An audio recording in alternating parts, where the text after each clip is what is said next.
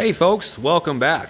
We're going to step back in time just a little bit farther than we did the last time on these Ford pickups with the dual tanks, because we have here an 89 with the 460 gas.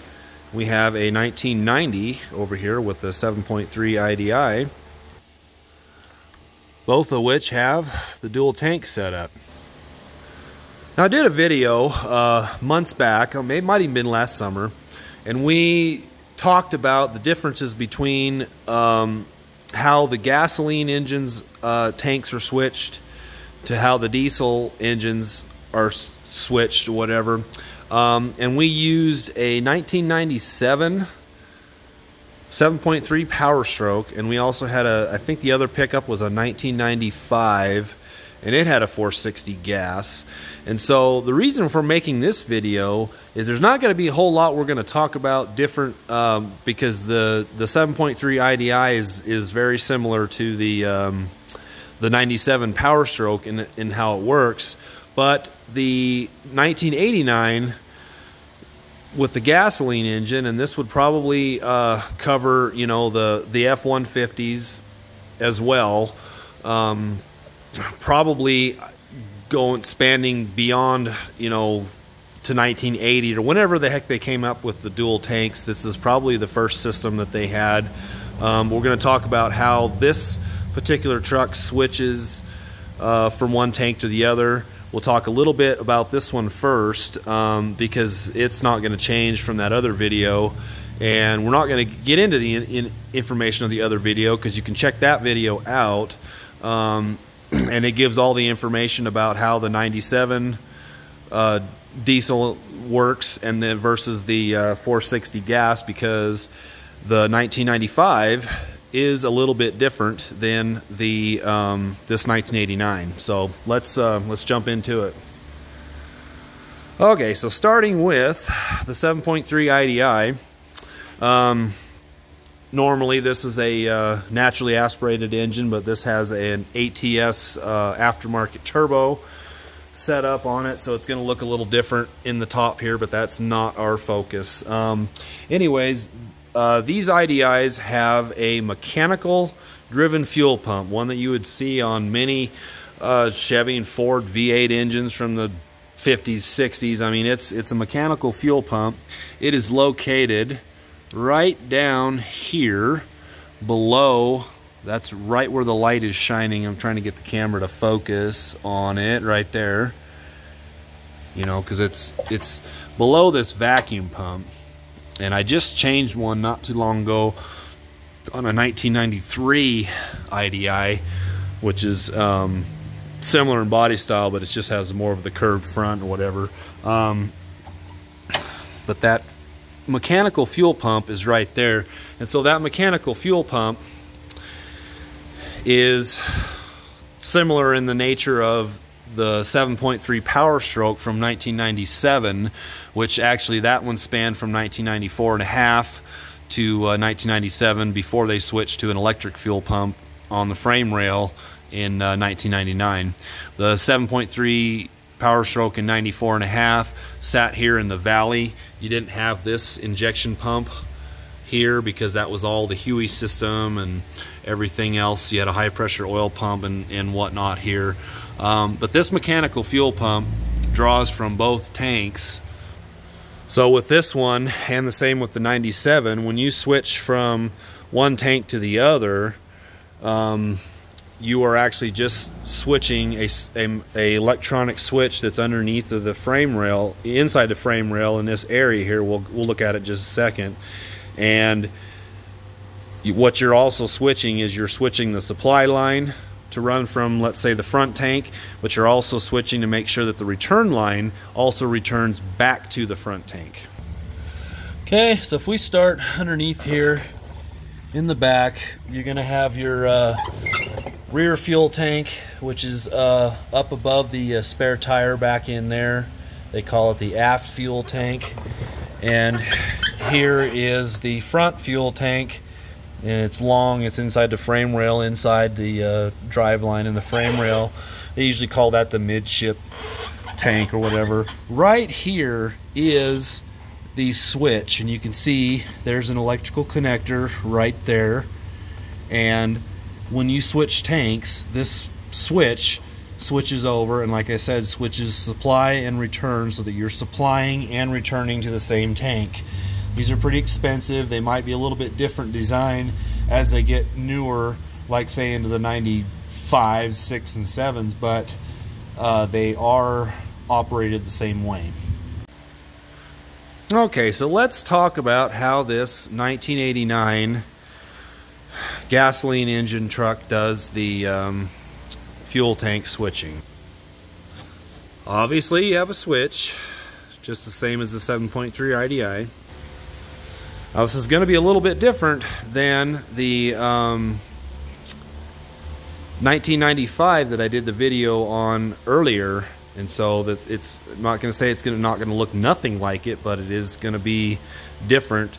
And so if that's what you're chasing after, trying to figure out what's going on, check out the other video that I've got on how that particular pickup works. Okay, so what we're looking at here, you know, we've got our aft fuel tank up there above where would be a spare tire. There's not one in this one. And then you got your midship long fuel tank right here. So that's what we're looking at. Here's the front axle, whatnot. So this one does have right here sort of a valve, but it is not electrically operated. And so this one has what they refer to as a higher pressure inline fuel pump right here. And basically the problem that I'm troubleshooting with this one is I believe this pump works.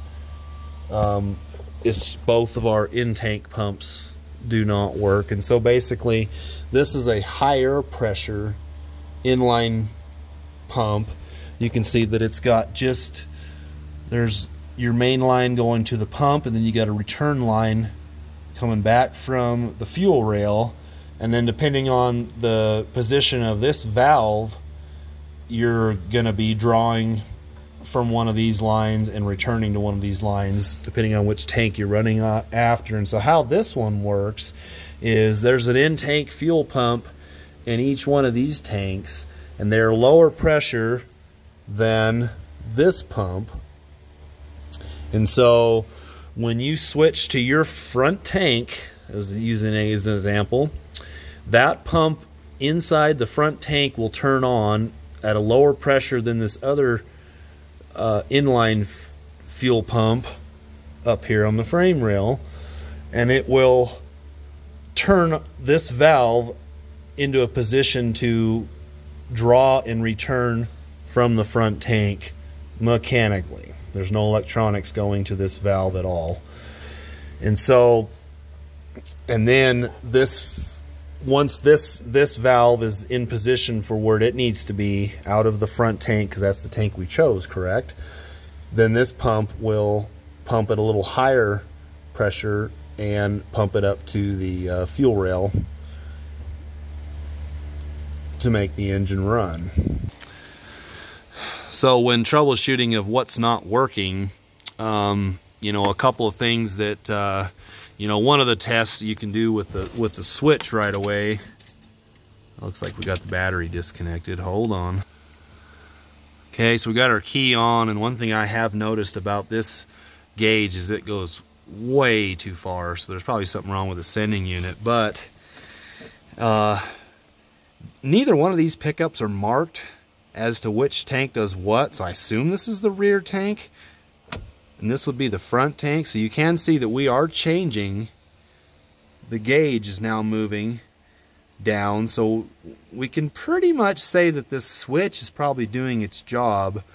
What's probably not going on is either fuel pump is not functioning, and we're gonna show you a way to test that. The first test we did is, you know, we had a crank and no start on this, or sometimes it would start and then run really bad. We plumbed in a fuel pressure gauge to this port right here, and we had practically nothing as far as fuel pressure goes. So that's the first thing we did.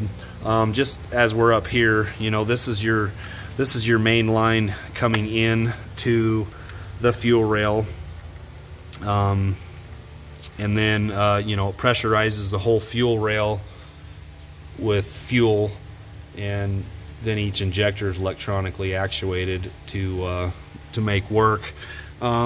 This thing right here is a vacuum operated fuel pressure regulator. So one thing, if you're not getting any fuel pressure, that's a possible thing. It looks like this one's been replaced. That looks fairly new. We haven't done it. We're just going after, because they pretty much exhausted what they knew how to do.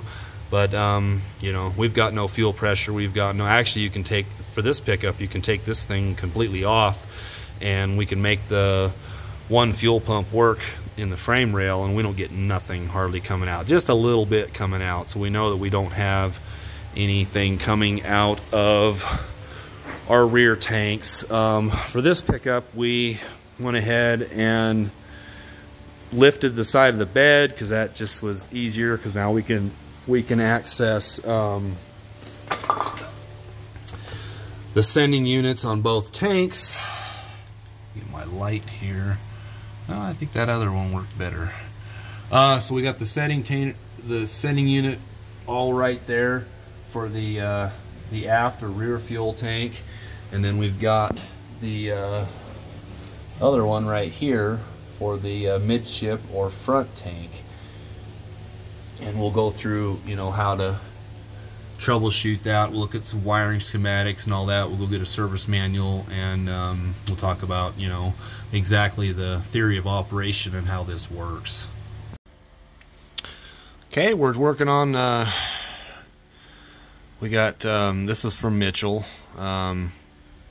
fuel selector valve. We got 2 fuel selector valves are used. Gasoline engine models use a mechanically activated dual function reservoir, while diesel equipped vehicles use a 6-port fuel selector valve. Excuse me. The function, or the dual function reservoir, combines reservoir filter function with the tank selector valve function. So the dual function reservoir system uses 3 pumps, 2 low pressure pumps in each tank and 1 external high pressure pump. It says the 6-point fuel selector valve does not contain a filter or a reservoir and has only 1 single mechanical fuel pump.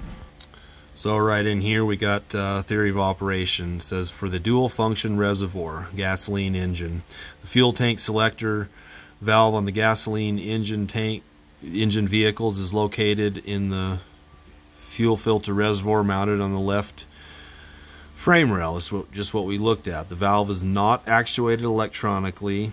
The valve is operated by fuel pressure from the low pressure in each fuel tank pumps. So basically, when you turn on your front tank, that low pressure fuel pump in the front tank comes on, and that low pressure from that fuel pump makes the valve turn in that particular selection, so that you are drawing from the front tank and you're returning to the front tank.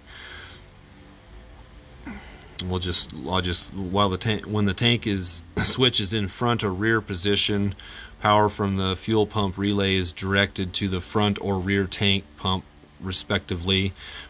Pressurized fuel from the pump moves a diaphragm in the dual function reservoir connected to sliding supply and return shutoff valves. The shutoff valves allow fuel to be drawn and returned to the proper tank, which is the one you're selected to.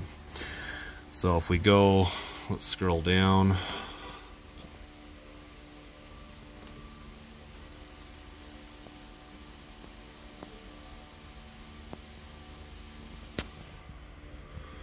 So the 6-port fuel selector on the diesels, the tank selector valve allows fuel from one tank depending on switch position, the front or rear. The fuel selector switch directly energizes tank selector valve. A relay is not used. So we're just switching from one tank to the other with that particular valve, and you're using the same mechanical fuel pump on the side of the engine block to draw from whichever tank you are selected from, and then it returns to the tank you are selected on. So basically, when you're getting into where you're troubleshooting these problems, you can get on this Mitchell. They've got a DIY where you can just choose, you know, your particular vehicle and spend, I don't know, I think it's $20 or something like that, and you can have your access to it for about a month, I think, 30 days, you know. But this is what is awesome about this, because you've got this right here. Fuel does not switch tanks. So that goes through all of this right here to talk about why or what's going on and what you need to test for if you can't switch from one tank to the other. And it gives you, you know, all your test terminals. I mean, it's good information. If you keep scrolling back here, we got the dual function reservoir regulate. I guess they're talking about using air pressure to test the lines and all that kind of stuff. We're not going to get into that. We don't have a problem with our tank switching as far as right now. We just don't have we don't have pumps coming on, either one. But you can see that you have all these, you got wiring diagrams, everything like that to, you know, test for as far as how all this stuff works. Here we got the schematic for your front and rear tank. So basically, we've got a sender and then we got a fuel pump. Pretty straightforward. For your rear tank, we are looking at, for the motor, we're looking for a brown and white wire that goes into fuel for the motor, and then the other yellow and light blue goes for the sender. We're not worried about that right now. For the front tank, we're going to be looking at a red wire going into the fuel pump. And obviously both of these things are just going right straight to ground, so we're going to have to check that as well. So that's what we're going to do. These should be energized, these fuel pumps should be energized for a second or two when you turn the key on if you don't crank. But while cranking, these should have both, whichever one you're selected to. That's where this particular deal is all going to go back down to the selector switch, which we'll backfeed into that when we need to, and we'll go over that just a little bit, because I don't think that's our issue. Our tank selector appears to be operating somewhat correctly. It doesn't mean that it is. It means that the fuel gauge is possibly switching from one tank to the other, but we don't know about the pumps, and this thing won't run on either tank. So okay, so here is the schematic part of this for the fuel tank selector switch. You can see it says gas with dual tanks, and you got your corresponding wires, you know, coming out.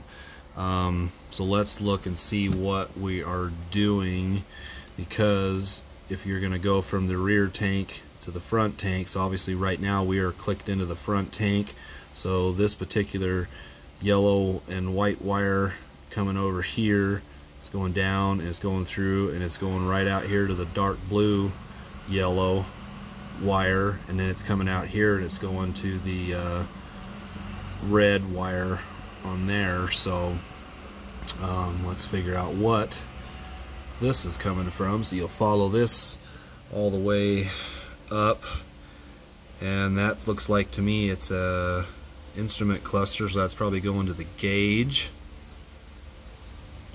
So we're going to try to find another spot. Okay, so how this works is you got this power from the fuel pump relay comes out here and goes through the inertia switch. That's if like the vehicle gets wrecked or something, this switch will open and cut the fuel off to the vehicle. So that is one thing you need to switch first. Now it comes over here and then it tees off and it goes into this fuel pump. Now this is the fuel pump that's on the frame rail, and we from our symptom, this pump is getting its power and it's operating. So we know our inertia switch is good, and we know we've got power at least to this point. And so as it comes in here, it goes in to right here, and that's where it goes out through here to this point. Use this point right here. Now being clicked into the front tank, you're going to be going out this red wire. So in the front tank, we need to be looking for power on the red wire and to the fuel tank unit that we saw in the other schematic before. If you click it in to the rear tank, then this will switch and move up to right here, and you'll be sending this power out here to this brown and white wire. So the brown and white wire is what we need to be checking for power on the rear fuel tank when we have this switched in the rear. And the rest of these up here do the gauge. And basically what that's doing is your instrument cluster, which we saw up here, is actually sending power in this way, and it's going to the dark blue and yellow, or blue and yellow wire, and then going pretty much to ground once it crosses the sender. And then if you click it into the rear, you're going to come out here and go to yellow and light blue wire for your rear tank fuel gauge sender. So that's the one way to test for that if you're chasing to figure out why one fuel gauge works and maybe why one doesn't work or something like that. But then this is how you can test this switch. I like to just go right back to the you know, we're going to go head right out here to the fuel tank unit itself, and we're going to test for power there, because if we don't have it there, then we're going to backtrack and figure out where we're losing it at. But I can already tell you, since this was an easy access fuel pump to get to before taking anything apart, I have tested, and we have power here with the key on for a couple of seconds, and then while cranking, it's continuous. We know that this fuel pump has pressure. Doesn't mean it's working. That we'll have to do a separate test on, but we know that I cannot hear anything coming on inside the tanks, so we're going to need to test that in order to figure out, you know, but this is the same wire, so chances are we could have power coming in through here, and it couldn't, you know, this switch is doing two things, so it could be working, this part could be working just fine with the gauge, but maybe this part's not working, and that's how come we're not getting any power. We could not be making any connection through both of these. You could be moving the switch and it could be just sitting here not doing anything, and no connection here and no connection here, and that is a possibility. That's what a switch can do. So we're gonna have to go and confirm that, but we're gonna start out with the tank, or out by the sending unit, and we're going to plug it and test for power there with a test light, and then we'll switch the tanks and test it there and see if we got any power there, and we'll go get to it. Okay, I showed you that in-frame fuel pump up there earlier, and then I showed it to you on the schematic. This is what we got this test light hooked up to. This is how we knew that we had power here. So what I'm going to do now is this is going to be key on. So key on, engine off right now. That's about the extent of what the fuel pump will do if you don't crank the engine. So now key is on. Let's go ahead and crank the engine. And then it stays on for a little bit and then it goes off. That's what you want to see. Okay, so now we're going to go in here to this sending unit on the front tank. Now the way to get these off is kind of lift up on both sides. You get this finger right here is going to lift on this and just kind of pull up on it. See how it just kind of comes up like that? And so let's go look at the wiring schematic right quick, because I know we're going to be going, they said something about a red wire and then obviously our black wire right here. We're going to test the ground at the same time by putting this test light across this red wire and this black wire right here, and see if we get power there the same way, and have the test light should operate the same way that it did before when we're selected into the front tank. So let's go check that out. Okay, so we're back here again. We're going to be testing. This is at the switch, obviously. So let's go. Let me try to find, because we're not testing the switch right now.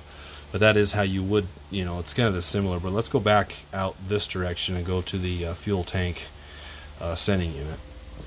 Okay, this is where we're at here. We've got these 4 colors of wire coming into that, and that's, you know, pretty much what we've seen. Just happens to be that I see a black wire on there also, which I assuming is this yellow. That yellow light blue wire is there, but I mean, that could be what that wire is, I don't know. But obviously that'll work. You know, we can go from, we'll double check this. This is the fuel tank front, so this is obviously not what we're looking at for this yellow light blue. That's going to be going to the rear tank. My bad. You know, we know that the red is our power coming in, so that's going to be one side we're going to be testing on. The other side, the other wire that we're looking at here is a black wire coming out of the sender, basically, because it looks like it's coming out of here. It's a dark blue and yellow. It's for the gauge, but we're going to use that black wire as a ground, you know, or you can use any sort of a ground, but you want to check it through the plug because you want to know if it's grounding inside there, because you can have a bad ground, and that could be why your fuel pump's not working. But anyways, we're going to go across that red and black wire for the fuel pump motor, which is right here. Okay, we're working on the front tank right now. I'm going to purposely switch this. I assume this is the front tank and this is the rear, but I'm going to purposely switch this over here to the rear. Alright, so we're going to get our test light hooked up here. I'm going to need both hands for that. Okay, we got that hooked up between the, you know, this is just running through a, like a tail light or a license plate light. I like these kind of test lights because they draw some power. You really test the circuit good that way. Headlight bulbs work good too, as long as they're not too strong. But with this circuit, this is a regular light bulb like this will be really good. So we're going between the red wire and the black wire on this particular plug. And I purposely right now have that switch in what I think is the rear tank. So with looking at our test light right there, let's go key on and nothing. Let's go crank. Nothing. All right, now let's switch to the front. We gotta get this key back off again. All right, now we're gonna go key on. Oh, we got something there just for that, just like we did on that first pump. Now let's go crank. Okay, so we confirmed that we have power and ground supplied here to this front tank, and then this switch indeed is forward up front tank. This is rear tank, so let's go double check. So we can pretty much call that we have a non-functioning fuel pump in this front tank.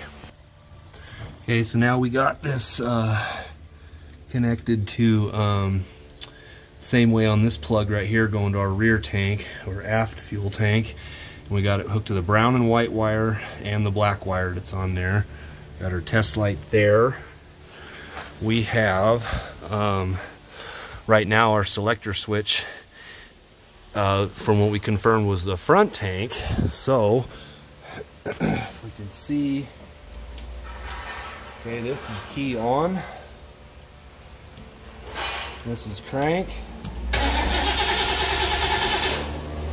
Okay, turn the key off, switch to rear, turn the key on, and look at that. Operates the same way as both the other fuel pumps did. That was key on right there. This is crank. So we can confirm that we've got power and a ground going to this plug right here, which in turn would be plugged into right there to the sending unit. So now we just got to get we got to get 2 new sending units. And you know, you might be asking, well, how in the heck can you have both of them go out at the same time? Well, I don't know. I don't know the history of this pickup. The the guy who brought it in hasn't owned it really that long, so this thing could have been running on just one tank for a long time, and they just never fixed it. Always just ran it off of one tank for however long, you never know. And then now finally the other fuel pump went bad in the tank that they had been running off of. I don't know, but we've just confirmed that our selector switch is working. Our fuel pump up here is turning on and working, the higher pressure fuel pump, because like I said before, these are lower pressure fuel pumps than this pump. Basically these little pumps right here, that's what I call them, the littler pumps, supply up through and make the valve work, and then a little bit higher pressure pump takes it up to the and pressurizes the fuel rail. So that's what we're going to need to do. We're going to need to get two sending units. They wanted to fix it to have it work on both tanks, and our selector switch is appearing to operate correctly between front and rear. Matches our wiring schematic, colors of wires, all that stuff. And so that's what we're looking at. So we're going to get those and replace those, and you know, that's pretty much an overview about you know, how this system works. And it is different from the 1995 truck that we did in the video prior, because it's similar to this system, but it does not have this other third fuel pump. So check out that video if that's what you're sourcing out to check out for your problems and whatnot. And all these troubleshooting steps could be troubleshot. You know, we have a pickup like this that won't run at all on either tank, or you might have the pickup where it can run on one tank and won't run on the other tank. I don't know if these pickups have the same problems, but those ones in the 90s, like the 95, would be running on the rear and would be filling and returning into the front, overfilling it and all that. You check that video out. It'll show, you know, talk about how each of those systems work in more depth. But anyways, if you want to keep watching, we'll get these senders changed out and get this thing going. Okay, fast forward a little bit. We got our new sender in place, got the lines all hooked up, and if you're wondering, there's other videos to show. I didn't really film. Anyways, here's the old sender. Looks pretty bad. All these pieces came out. I had to fish them out of the tank because it came out just like this, and then I had to fish all this other stuff out of the tank. There's no question of why it didn't work. Okay, so we're selected on the rear tank. Just hit the key. You heard the pump kind of kick on. Both of them did kind of kick on for just a second. Normal.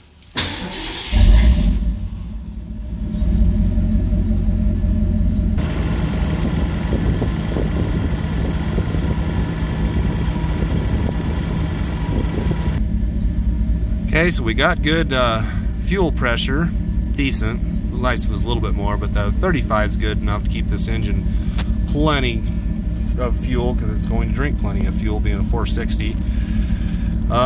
Notice that our gauge, I don't know if you noticed some of the other filming I did when we were switched to this rear tank, the gauge would go completely over here, because there was just no float on that deal, and it was just as far as it could go. Just like when we switch it over here to the front, you can notice that, you know, it's just an open circuit, and that's where the fuel gauge goes. And it's going to take a while for this engine to run out of fuel, but the one thing you can check for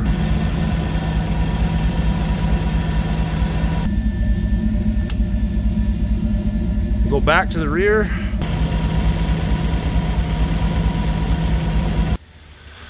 Notice when we switch to the front, our fuel pressure started to drop off a little bit. That's a symptom that you can have with these things, is you could have it run on one tank and not run on another tank. Okay, we're all finished up. We got no gas in the front tank, so obviously our gauge should read like that. It's like what it is exactly reading.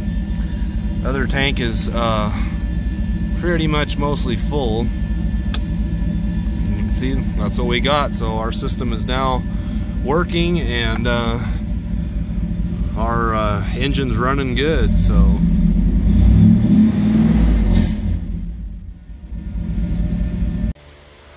Okay, so there is the overview of the video.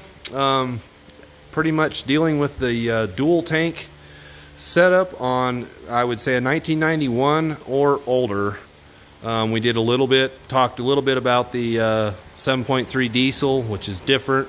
We talked about a lot about this 1989, which has 3 fuel pumps, and we talked about a little bit about the I think it's 1992, 93, up to about 97 that still had the dual tanks, because that system's a little bit different. That system only has 2 pumps, 1 in each tank, whereas this one has 1 in each tank and the 3rd pump on the frame rail, and a different valve to change, you know, fuel selection and all that kind of stuff. So anyways, hope that really helps you out, because it's, you know, there's all different kinds of information, and some of it's right, some of it's not, but it's straight out of the service manual on how this system works, and how we troubleshoot it this time with our symptom when we didn't have it running at all. So anyways, thanks for watching.